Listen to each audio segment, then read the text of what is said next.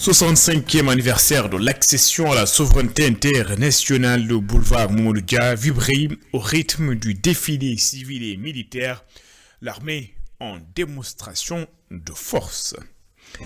Kaolack, Ziguinchor, Matam, Mbour, entre autres régions, ont également célébré la fête de l'indépendance. Les gouverneurs et préfets ont tous invité les populations à soutenir davantage les forces de défense et de sécurité et à accompagner les nouvelles autorités.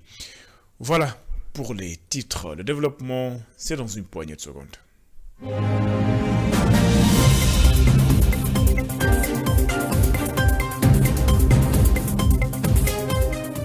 Bonsoir et bienvenue. 65e anniversaire de l'accession du Sénégal à la souveraineté internationale. La capitale a vibré au rythme du défilé civilo-militaire. L'armée a sorti les gros moyens. L'accent est mis cette année sur la souveraineté technologique et industrielle des forces de défense et de sécurité. Mamadou Lamine Fati. Le Sénégal a célébré le 65e anniversaire de son accession à la souveraineté nationale par un défilé civilo-militaire. Pendant 4 heures, les communes, villes, écoles d'enseignement et de formation, les anciens combattants et victimes de guerre, les représentants de la culture et les travailleurs se sont succédés, parés de leurs plus beaux habits, dans une parade devant les autorités et leurs invités, pour marquer la fête de l'indépendance du Sénégal.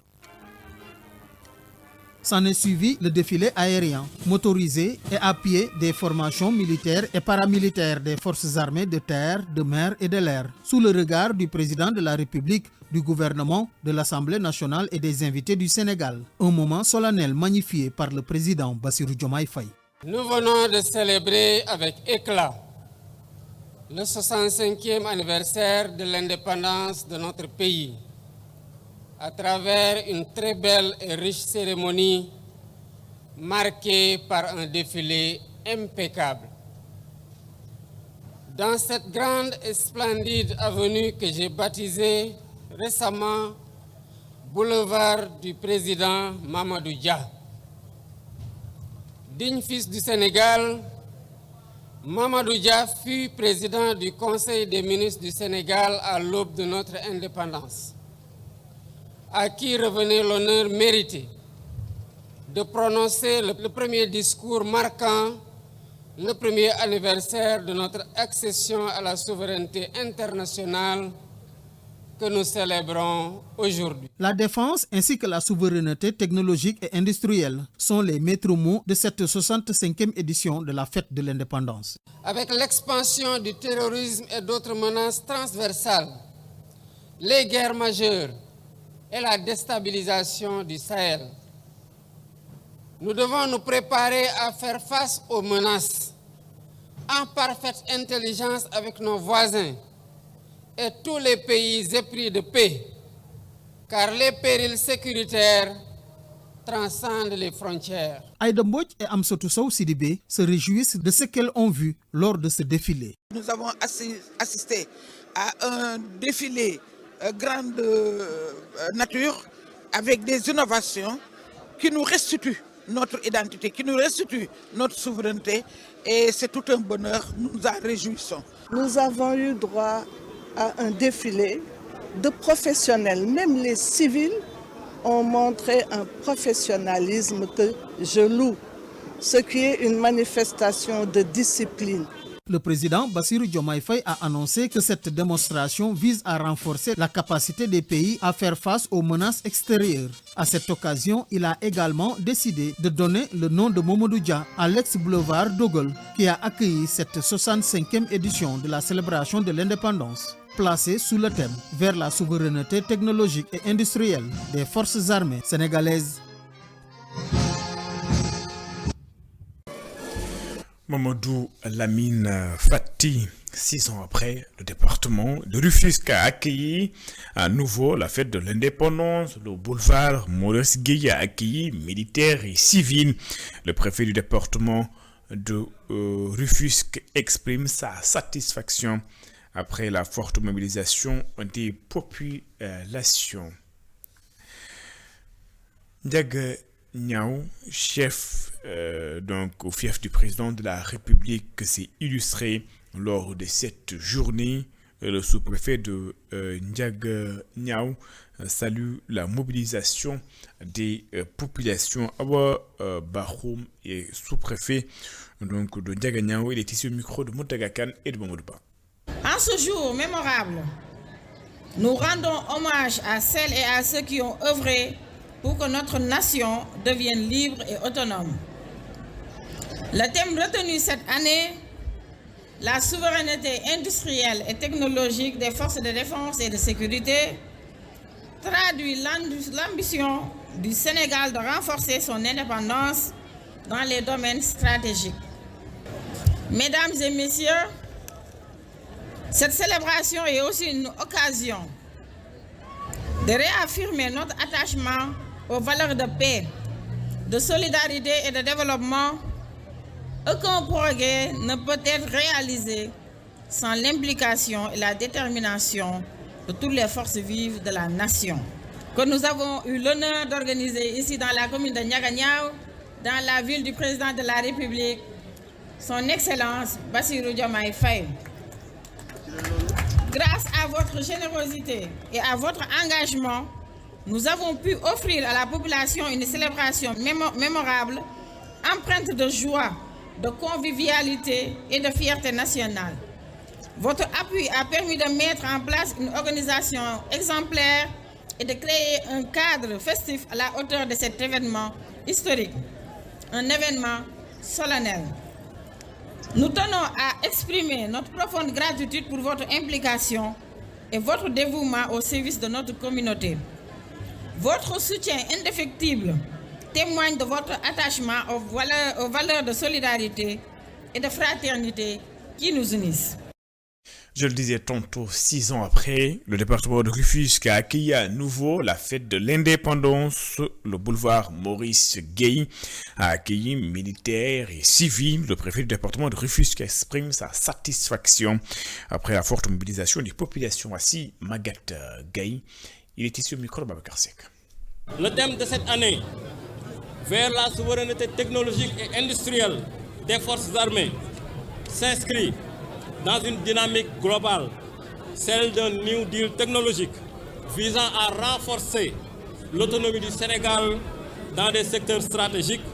Et l'objectif est clair. L'objectif est clair, c'est de réduire la dépendance du pays vis-à-vis des technologies étrangères et favoriser l'émergence d'une industrie de défense nationale compétitive. Mes chers compatriotes, chère population de Rufisque, aux côtés des forces de défense et de sécurité, notre jeunesse patriotique, porteuse d'espoir et aussi à l'honneur. À vous les jeunes, je vous marque ma profonde gratitude pour la mobilisation sans faille et la détermination exemplaire pour la réussite totale de la fête de l'indépendance célébrée ici à Rufisque. Je voudrais vous rassurer que le président de la République ainsi que son gouvernement reste attentif à vos aspirations et empathique à vos situations. C'est aussi le sens des politiques initiées dans le cadre de la nouvelle vision Sénégal 2050 pour asseoir systématiquement l'employabilité des jeunes. L'État fera encore plus pour l'emploi des jeunes avec l'exploitation prochaine de nos ressources gazières et pétrolières. À Kaoulak, le gouverneur de la région, Mohamedou Makhtar Watt, invite les populations à accompagner les nouvelles autorités, mais également les forces armées pour que ces derniers puissent atteindre la souveraineté technologique et industrielle. La thématique qui a été d'ailleurs retenue cette année. À Kaoulak, nous retrouvons Sekou Diallo et Astoubaï. Le défilé a démarré par des unités civiles, puis par des militaires et paramilitaires, ainsi que des cortèges motorisés. Kaolack a célébré l'accession du Sénégal à la souveraineté internationale. La souveraineté technologique et industrielle des forces armées est le thème choisi cette année. Cela va en droite ligne avec la vision du chef de l'État.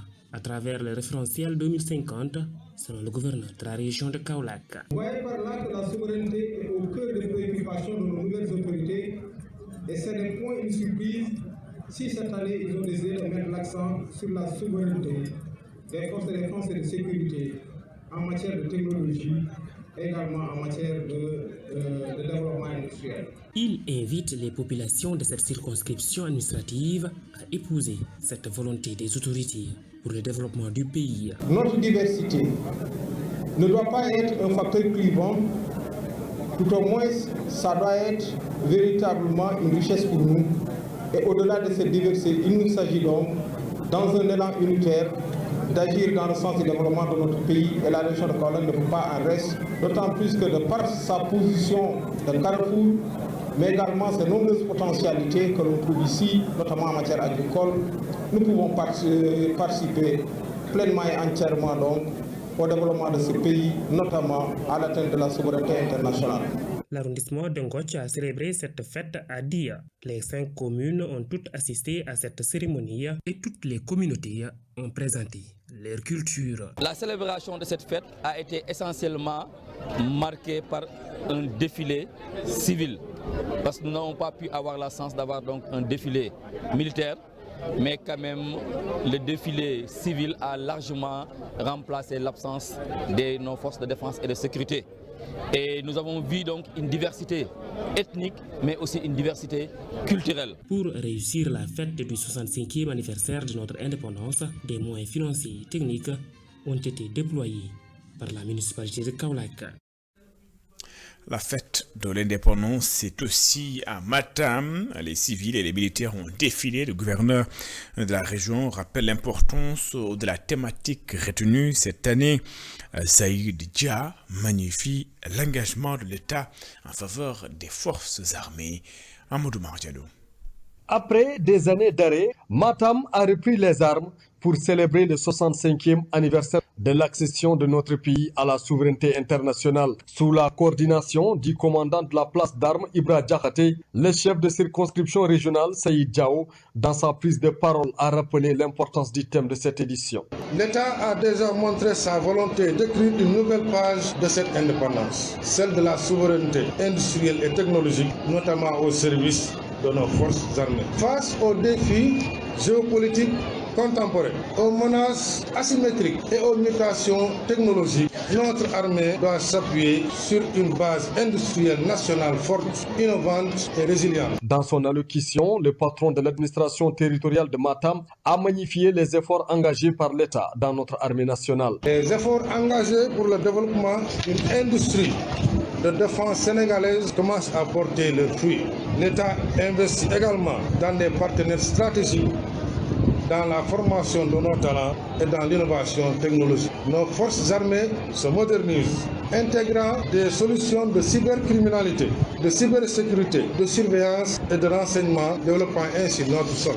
L'ambition de l'État est donc claire, faire du Sénégal un pôle d'excellence en matière de défense et de technologie militaire en Afrique de l'Ouest.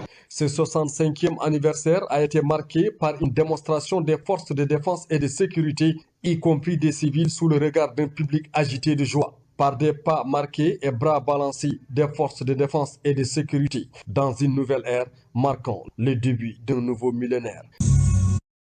Amadou Mardialo, Kolda n'a pas été en reste lors de la célébration de la fête de l'indépendance, la cohésion, l'engagement communautaire, entre autres au cœur de l'événement. Le focus est aussi mis sur les enjeux sécuritaires de la région. Seydou Diatta. Malgré la forte canicule qui balaye le Fladou en cette période de l'année, le pari de l'organisation et de la mobilisation ont été remportés. Le tout couronné par un défilé civilo-militaire impeccable au rythme d'un thème qui rassure. C'est l'occasion de célébrer le passé, mais c'est également l'occasion de se tourner résolument vers l'avenir en affirmant nettement notre ferme volonté, la ferme volonté du gouvernement de bâtir une armée forte, de bâtir une armée indépendante, mais de bâtir une armée technologiquement avancée. Vous me permettrez de saluer les efforts encore et les jalons qui sont posés dans l'atteinte de ces objectifs-là. Nous avons assisté à une montée en puissance de nos forces armées. Comme bien de jeunes États africains, celui du Sénégal ne fait pas non plus exception aux défis sécuritaires.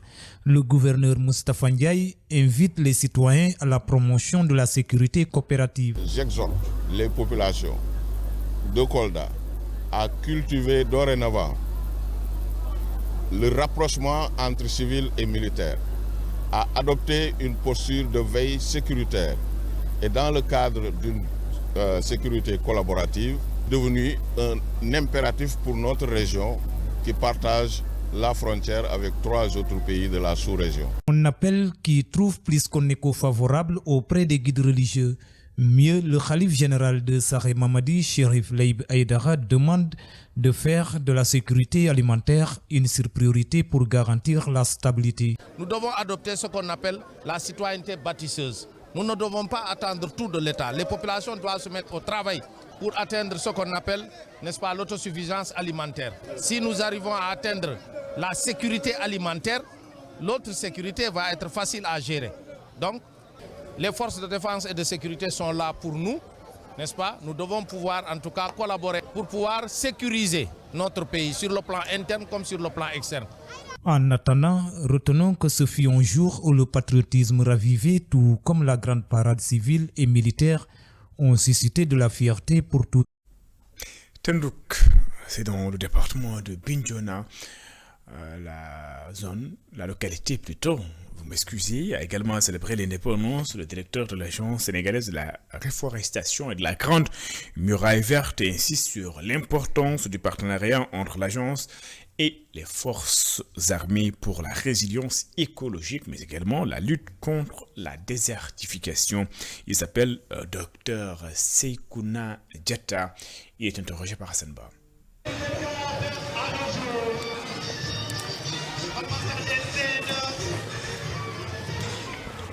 Dans ce sens, l'Agence sénégalaise de la reforestation et de la Grande Muraille Verte, que j'ai l'honneur de diriger, s'inscrit pleinement dans sa mission de notre chef d'État.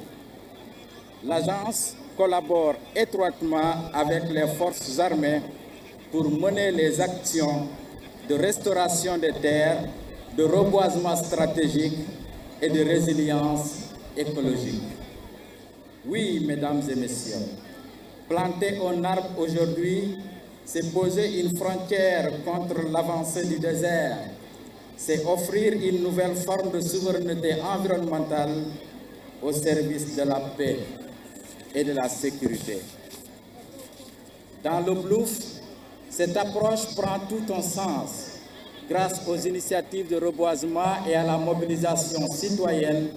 Nous redonnons vie à nos écosystèmes tout en renforçant l'autonomie des communautés.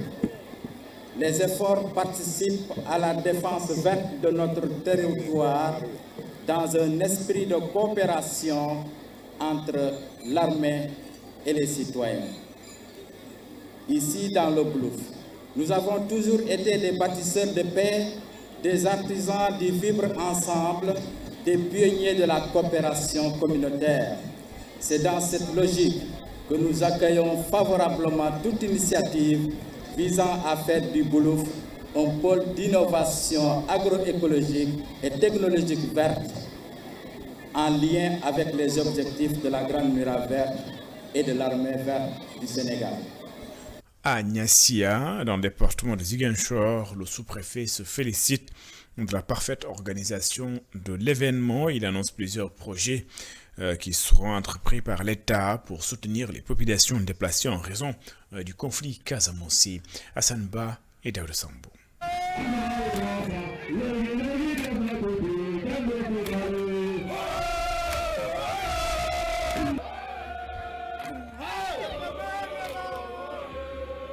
Le défilé du 4 avril dans l'arrondissement de Niassia s'est déroulé dans la commune d'Enampor avec la présence de toutes les autorités administratives, coutumières et religieuses de cette zone. Un défilé civilo-militaire riche en couleurs. Le sous-préfet Moussa Aliba, qui a salué la bonne réussite de ce défilé, a annoncé de bonnes nouvelles pour les populations déplacées grâce au plan Diomaye pour la Casamance. Son Excellence le Président de la République a lancé ce qu'on appelle le plan Diomaye pour la Casamance à travers son premier ministre Ousmane Sonko. Ce plan Diomaye pour la Casamance, dont le comité régional est piloté par le gouverneur de la région de Ziguinchor, le directeur général de l'ARNAC, a permis aux déplacés de retour de la Casamance naturelle en général et de l'arrondissement de Niassia en particulier de bénéficier du matériel de construction à travers le piment, à travers du matériel de maraîchage, des tricycles, à travers le ministère de la microfinance, de l'économie sociale et solidaire, à travers Place et Prix, dont 83 personnes ont aussi bénéficié du transfert cash à hauteur de 150 000 francs par bénéficiaire. Par ailleurs, le sous-préfet a annoncé de grands projets de l'État dans l'arrondissement de Niassia, notamment dans la commune d'Enampor, où est prévu un pôle urbain et des logements pour la SICAP. Dans le cadre de la mise en œuvre de l'agenda national de transformation Vision Sénégal 2025, les objectifs assignés au secteur de développement des pôles urbains dans l'ensemble des régions et villes secondaires par un meilleur équilibre économique et social et une meilleure valorisation de l'ensemble des territoires qui sont clairement déclinés dans l'axe 3 à travers l'aménagement et le développement durable, conformément à cette vision du chef de l'État, à travers la Direction générale de l'urbanisme et de l'architecture, compte créer 34 pôles urbains sur l'étendue du territoire national. Le sous-préfet annonce aussi la réhabilitation de la piste Brin-Enampor-Bandial pour désenclaver cette zone. Et puis, lors de son adresse à la nation hier, le chef de l'État a annoncé les réformes majeures dans le secteur de la justice et le foncier, le BTP. Les opérateurs agréés pour les semences et les matériels agricoles ont reçu des chèques de la part de l'État pour un allègement des arriérés. Les enseignants ont vu leur rappel être payés, toujours selon le chef de l'État. Le gouvernement va mettre en place prochainement les coopératives agricoles. Bassirou Diomaye Faye n'a pas manqué également de rappeler sa volonté d'organiser des concertations nationales avec les partenaires sociaux. Regardez. Dette due aux opérateurs agréés pour les semences et les matériels agricoles, le BTP a purement des rappels pour les enseignants. Le gouvernement a mis la main à la poche. Pour le chef de l'État, la dynamique va se poursuivre. D'importants efforts ont été consentis pour apurer, pour une période de 4 années, les arriérés dus aux opérateurs agréés pour les semences et pour le matériel agricole pour plus de 80 milliards de francs CFA. Sur un montant de 113 milliards constaté à la fin 2024. Une somme de 70 milliards a été décaissée à la fin du mois de mars 2025. Il en est de même du secteur des BTP, où des paiements sur des arriérés de 62 milliards ont été effectués et un montant de 66 milliards est prévu dans la loi de finances initiale 2025. Enfin, l'appurement des rappels a atteint 19 milliards de francs CFA à la fin du mois de mars 2025 pour un effectif bénéficiaire de 9 479 enseignants. Dans le cadre des consensus issus des assises de la justice, plusieurs décisions sont attendues dans le secteur. À ce jour, le projet de loi organique relatif à la Cour constitutionnelle, le projet de révision de la Constitution, le projet de loi organique relatif au Conseil supérieur de la magistrature, ainsi que les décrets d'application y afférents, ont été finalisés et transmis pour validation. Les textes consacrant le juge des libertés et de la détention, ainsi que les modifications du Code pénal et du Code de procédure pénale pour ce qui concerne, entre autres, les retours de parquet, suivront bientôt. Après l'audit de la gestion du foncier, Bassirou Diomaye Faye annonce la réforme foncière qui, selon lui, est indispensable pour trouver une solution sur cette question. Désormais, la gestion du patrimoine foncier se fait avec rigueur, transparence et responsabilité, mettant ainsi progressivement un terme aux pratiques de bradage des terres, tout en garantissant une répartition juste et équitable des ressources nationales. Cette dynamique sera poursuivie avec la relance des concertations sur la délicate, mais nécessaire et inéluctable réforme foncière. Mes chers compatriotes, la baisse des prix des denrées va suivre son cours d'après le président de la République qui annonce par ailleurs la mise en place des coopératives agricoles pour booster l'économie. Le chef de l'État reste attaché à la cohésion nationale. Il annonce la tenue prochaine d'une grande concertation nationale avec les partenaires sociaux. Le défilé du 4 avril vu par les citoyens, ils sont venus un peu partout de la région de Dakar pour suivre de près les prestations des civils et militaires. Tous saluent la qualité de l'organisation, n'est-ce pas Elisabeth Rastine? Venu de Kermassar, ce jeune homme est tout sourire, visiblement heureux de participer au défilé du 4 avril. Pour lui, cet événement prend une dimension particulière, surpassant tous les autres défilés passés. En tout cas, vraiment, on est très content de l'acte que je viens de voir aujourd'hui. Donc, avec la manière dont l'organisation s'est faite, parce que nous avons tout vu pendant des années, mais cette fois-ci, aujourd'hui, c'est une autre manière de faire. Cette jeune femme, elle aussi partage cette joie. Attirée par les images captivantes de la préparation diffusée la veille, elle n'a pas hésité à venir vivre l'événement de près. Machallah,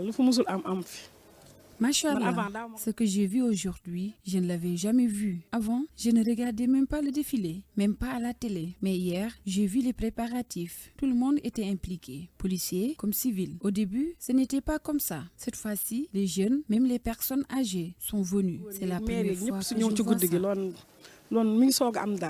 De son côté, cette dame enthousiaste. Mais pour elle, au-delà de la fête, un autre constat s'impose. La réalité quotidienne est difficile et cela pèse sur le moral. C'était vraiment bien. L'organisation, franchement, elle était bien faite. Mais la vie est dure, vraiment dure. C'est tout ce que j'avais à dire. Ce 4 avril, le Sénégal célèbre ses 65 ans d'indépendance. Nombreux sont ceux qui ont fait le déplacement. Si tous partagent la joie de cet anniversaire, pour beaucoup, un autre défi reste à relever, la lutte contre la vie chère. Annonce prochaine de la baisse des prix par le chef de l'État. Certains citoyens se réjouissent. Selon eux, c'est une bonne chose. D'autres préfèrent cependant attendre l'effectivité de la mesure et sont suivis d'Eyalifal et Moussadia. Des réactions mitigées après le discours du président Bassirou Diomaye Faye qui a réaffirmé son engagement à alléger le coût de la vie des Sénégalais. Pour ce père de famille, accompagné de ses enfants pour assister au 65e anniversaire de l'indépendance du Sénégal, c'est une bonne chose d'entendre le président d'en parler. C'est un discours rassurant, un discours promettant, un discours qui vraiment donne de l'espoir. Alors, sur ce fait, moi, je peux y croire personnellement et beaucoup d'autres Sénégalais. Parce que jusque-là, tous les actes que le président et son gouvernement ont eu à poser, que ce soit dans un passé récent ou présentement, c'est des vraiment actes très promettants. Donc j'invite les Sénégalais, tous Sénégalais, épris de bonne foi, d'épauler, d'accompagner le président Diomaye, son gouvernement et son premier ministre à travailler pour un Sénégal meilleur. Devant sa maison, ce père de famille doute encore de l'effectivité des mesures annoncées après le gouvernement. Sur le terrain, la réalité semble être autre chose, selon lui. Mais diminuer seulement ne nous intéresse pas. Ils doivent nous aider à faire respecter cette diminution. Nous l'avions dit ces derniers jours et nous n'avons rien vu. Nous voulons quelqu'un qui puisse vraiment aider la population. Pour la trentaine, se dit soulagé et invite les autorités à aider davantage les populations. Nous rendons grâce à Dieu pour les efforts qu'ils font. Nous y croyons vraiment. Ça ira, Inch'Allah. Mais il faut qu'il aide encore la population. L'engagement du président Bassirou Diomaye Faye en faveur du pouvoir d'achat des Sénégalais est accueilli avec espoir. Pour certains citoyens, d'autres préfèrent entendre de voir l'application sur le terrain. Un mot de sport, lutte sénégalaise, victoire donc de Lac de Guiers 2 devant Ada Fass. Lac de Guiers qui s'est imposé devant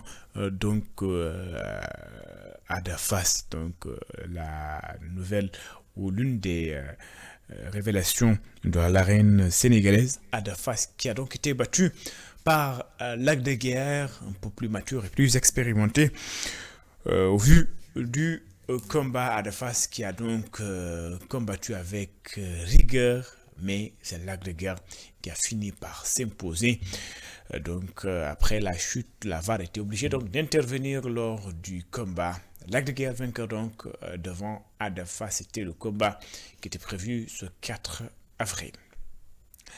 En football, le Sénégal n'a pas pu faire mieux qu'un match nul. Les Lionceaux ont été accrochés par la Tunisie, 0 but partout. L'équipe nationale donc U17 a fait un match nul. Les poulains de Pape Ibrahim Faye ont manqué d'adresse devant le but malgré les multiples occasions. Aucun but n'a été marqué.